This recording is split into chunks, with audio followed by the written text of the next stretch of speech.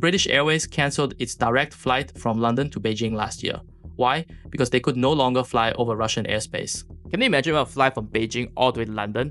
Most probably had to fly to Russian airspace. If you're not flying to Russian airspace, you have to divert your flight route, which might take longer time for you to reach the east, especially in Beijing and some other major cities in Asia, or especially East Asia.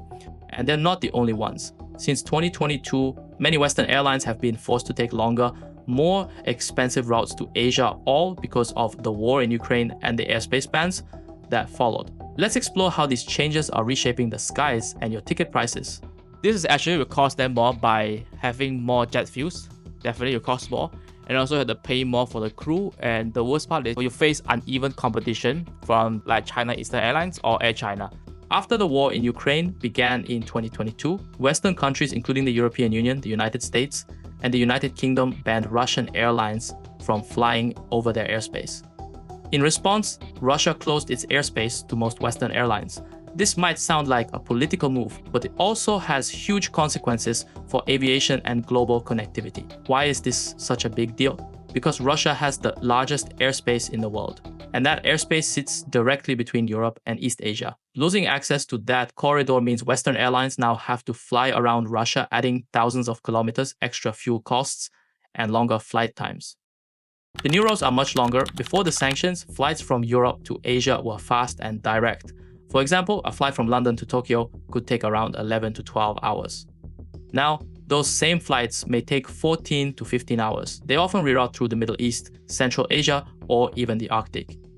This change is not just inconvenient, it's expensive. Fuel is the biggest cost for any airline. By adding 2 to 3 extra hours of flying, airlines are burning thousands of extra liters of fuel per trip. This pushes up their operating costs dramatically.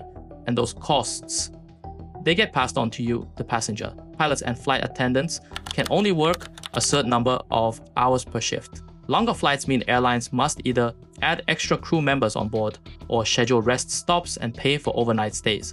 This creates logistical headaches and higher labor costs.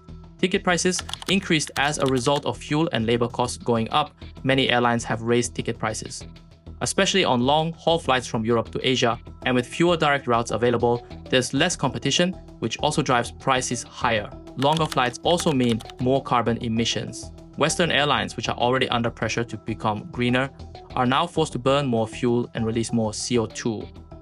This slows down their progress toward sustainability goals. Asian and Middle Eastern airlines, such as Air India, Emirates, and China Eastern, can still fly over Russia. This gives them a huge advantage. Their flights are shorter, faster, and more efficient.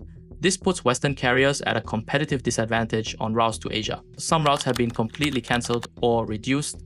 Just like British Airways stopped flying directly to Beijing, other airlines have paused or changed their schedules. Less frequent service also means fewer choices for travelers. The only thing they can do now is to fly to Middle East or even fly to Singapore.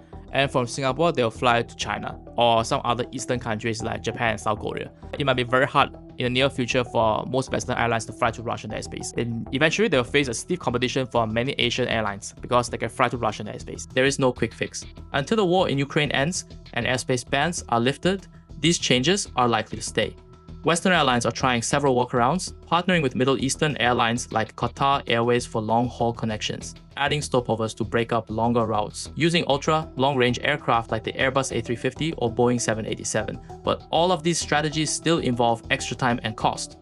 So next time you book a flight from London to Tokyo or Paris to Seoul and wonder why the ticket is more expensive or the journey takes longer, you're not imagining it. The war in Ukraine, the closure of Russian airspace, and geopolitical tensions have all made flying between the West and East a lot more complicated.